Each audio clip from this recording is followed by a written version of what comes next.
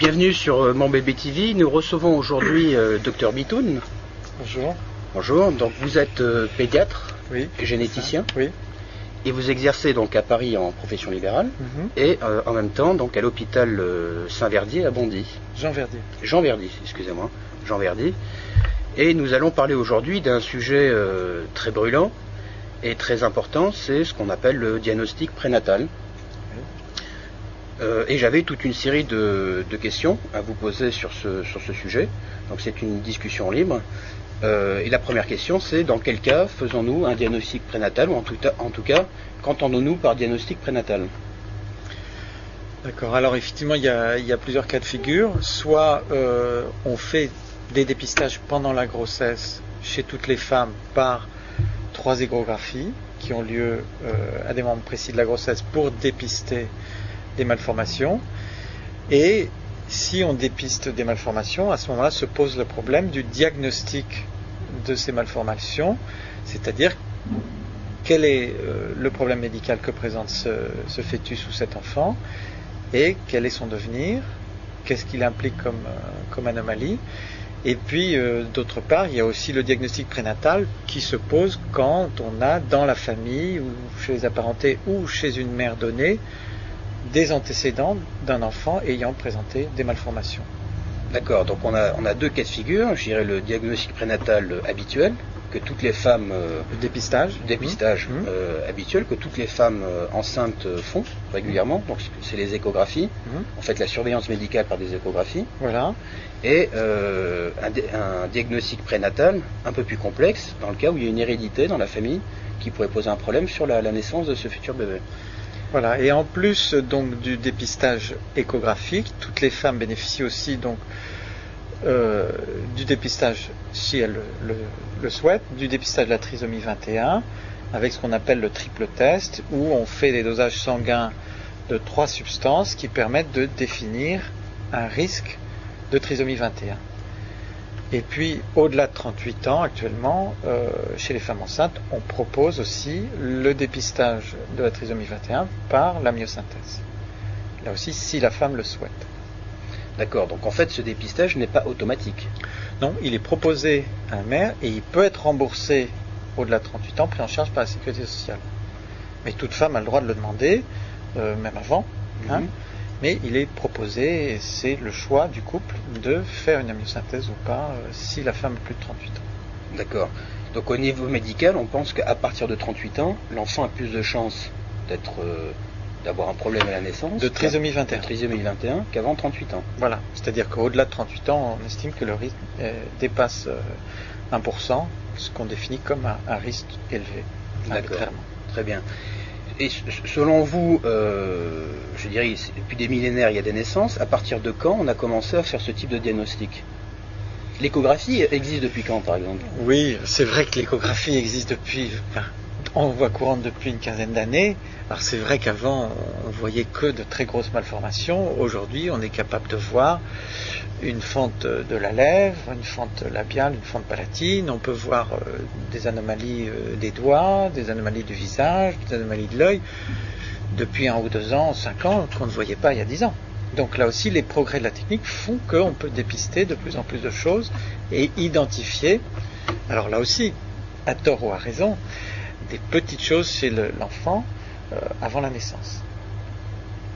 D'accord. Et sur la trisomie 21 ou ce type de diagnostic, aujourd'hui vous en comptez, je crois, 3, c'est ça? 3 types de diagnostics. Est-ce qu'il en existe beaucoup plus? Est-ce que par exemple quand une échographie, en tout cas à la suite d'une échographie, on se rend compte qu'il y a une malformation ou quelque chose qui ne va pas, est-ce qu'on va plus loin dans les diagnostics à ce moment-là? Comment ça se passe concrètement?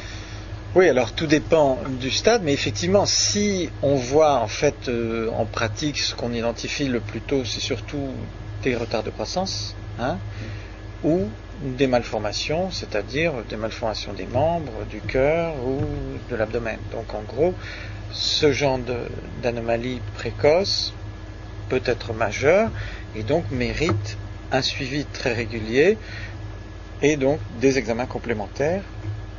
En particulier, vont nécessiter une amniosynthèse pour être sûr qu'il n'y a pas d'anomalie chromosomique, vont nécessiter des échographies bien ciblées, ce qu'on appelle une échographie morphologique précise, pour bien identifier l'ensemble de malformations que présente l'enfant.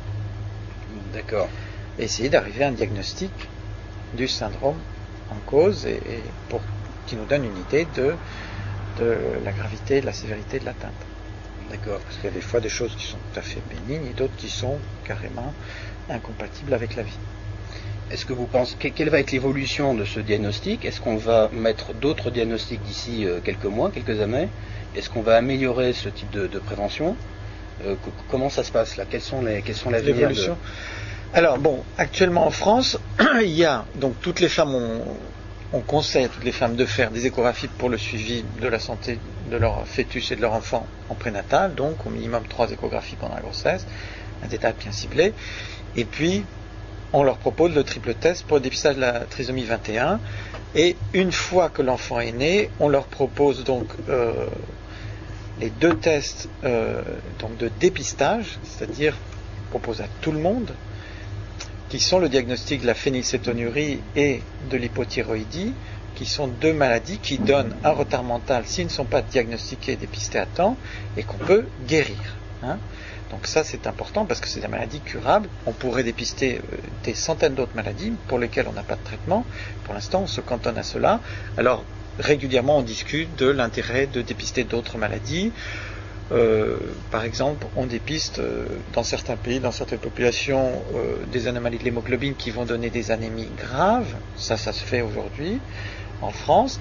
Et puis il y a les discussions de dépister très précocement des maladies qu'on peut traiter pour les prendre en charge plus tôt, comme la mucoviscidose. Mais là aussi, il n'y a aucun pays au monde aujourd'hui qui a décidé de dépister tous les gens porteurs d'un gène de mucoviscidose. Vous voyez ? Par contre, on peut dépister les enfants atteints de mucoviscidose très tôt par un test précoce, et ça se fait dans certaines régions aujourd'hui en France, pour pouvoir prendre en charge ces enfants atteints très tôt et les soigner et les aider à mener une vie la plus normale possible malgré leur maladie pulmonaire. D'accord. Quelles sont docteur Bitoun, les maladies héréditaires dans lesquelles on va faire un diagnostic beaucoup plus précis? Est-ce que par exemple, si j'ai mon père ou mon grand-père qui a perdu la vue à la naissance ou qui est aveugle, est-ce que je vais avoir un diagnostic dans ce cas-là on va faire un diagnostic prénatal? Alors là aussi, bien sûr, on se cantonne aux maladies létales, graves et très sévères, voire incompatibles avec la vie, quoi. Donc on s'occupe surtout des maladies très graves. Alors après, il y a une question d'appréciation parce que finalement, doit-on diagnostiquer de manière prénatale une atteinte de la vue qui va survenir chez un enfant à naître? Si c'est une cécité dès la naissance, ça peut se discuter. Si c'est une cécité qui apparaît à l'âge de 30 ou 40 ans, ça présente peu d'intérêt. Ça peut présenter un intérêt une fois que l'enfant arrive à l'âge adulte pour avoir une orientation professionnelle. C'est vrai qu'il ne va peut-être pas choisir le même métier s'il va avoir une cécité que s'il ne va pas l'avoir. Donc ça peut avoir un intérêt.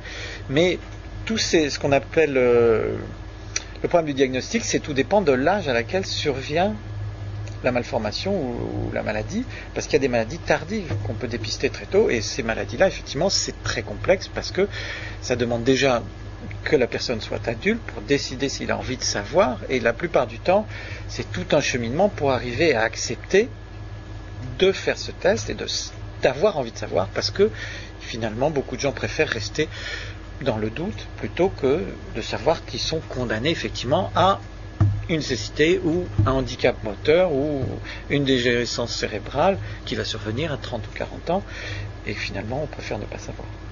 D'accord. Alors, au niveau statistique, combien de grossesses sont à risque? En tout cas présenteraient une malformation ou un handicap du fœtus? Alors là aussi, si on ne parle pas des malformations mineures qui sont des petites choses, des petites malformations des doigts, des petites choses mineures, des pieds, des choses comme ça, les malformations sévères, ça peut concerner environ 1% des grossesses. 1%, ce qui est quand même énorme. Et là, au niveau éthique, en tout cas au niveau moral, comment ça se passe? Imaginons, ma femme est enceinte, on a un bébé, il y a une troisième jambe qui arrive. Qu'est-ce qu'on fait? Est-ce que le médecin a le droit de stopper une interruption? Est-ce qu'on continue? Comment ça se passe là concrètement? Quel est le rôle du médecin? Alors, effectivement, s'il y a une malformation majeure, par exemple une absence d'une main ou quelque chose comme ça, bon, là aussi, bon, tout dépend à quel moment on la diagnostique. Et bon, effectivement, on informe les parents, on informe le couple, on se réunit avec eux et on discute. Voilà, l'enfant semble présenter ceci. On fait un dépistage complet pour être sûr de connaître l'étendue des malformations associées éventuelles. Et puis après, il y a une discussion, c'est un peu le choix du couple de décider oui ou non de garder la grossesse au-delà d'une certaine limite, parce qu'on peut obtenir ce qu'on appelle une interruption médicale de grossesse si c'est des malformations graves, incompatibles avec la vie. Bon, pour une malformation d'un membre, des choses comme ça isolées, bon, là aussi, c'est un petit peu le choix du couple, mais uniquement si c'est diagnostiqué de façon très précoce, parce que la loi interdit de faire une interruption de grossesse au-delà d'une certaine date. D'accord. À partir de quelle échographie on peut commencer à détecter des anomalies? Parce que la première, j'irais le deuxième mois ou le troisième mois, on voit pas grand-chose. On voit pas grand-chose. Dans celle des 15-16 semaines, on voit pas grand-chose. C'est vrai que c'est surtout à la deuxième échographie, autour de 4 mois, que là on peut... 4-5 mois de grossesse, on peut commencer à identifier des anomalies, surtout des anomalies de croissance ou des malformations cardiaques ou des membres sévères. D'accord. Donc dans ce cas-là, une maman qui a une hérédité, j'irais, lourde, par sa famille, qui a peut-être des problèmes génétiques, elle va voir un spécialiste à ce moment-là? C'est ça. Elle va voir qui fait quoi? Elle va informer son gynécologue du problème, et qui va en général demander envoyer vers un centre de référence, c'est-à-dire un échographiste de référence, qui est un échographiste spécialisé dans le dépistage des malformations précoces. D'accord. Donc, et c'est à partir de là qu'on va mettre en place un suivi très pointu pour dépister les malformations qu'on connaît être à risque dans cette famille. Et ces centres de référence existent sur tout le territoire français? Oui, dans les grands centres universitaires. D'accord. Et au niveau de l'accouchement même, est-ce qu'il faut une équipe adaptée? Oui, alors effectivement, quand il y a des malformations, par exemple, qu'on a identifié une malformation cardiaque, qu'on sait traiter, qui peut nécessiter une opération, etc., on va effectivement adresser la femme pour qu'elle accouche dans une maternité à risque, de grossesse à haut risque, et dans des maternités spécialisées où on peut d'emblée prendre en charge l'enfant dès la naissance, où il y a un réanimateur et un pédiatre qui sont présents avec le gynécologue accoucheur dans la salle de travail, pour qu'on puisse évaluer l'enfant et le traiter dès la première minute de vie, pour le mettre en condition pour qu'on puisse l'amener à un bon état de santé pour éventuellement l'opérer quand ce sera nécessaire. Très bien. Vous avez d'autres choses à ajouter sur le sujet de la dépistage prénatal? Est-ce qu'il y a des conseils à donner aux mamans? Oui, il y a des conseils. C'est vrai que je crois que c'est important de bien faire les échographies aux périodes prévues. Ça ne sert à rien de faire 10 échographies pendant la grossesse. Si on ne les fait pas au bon moment, c'est pas utile. Donc on doit bien les faire aux périodes prévues. Donc en particulier la première échographie entre 15-16 semaines. Et puis de faire les 2 autres échographies, donc au 2e et 3e trimestre, aux périodes prévues, pour avoir les meilleures chances possibles de veiller que l'enfant est en bonne santé et de ne pas faire des échographies tous les mois, ce qui est parfaitement inutile. Très bien. Merci Dr Bitoun.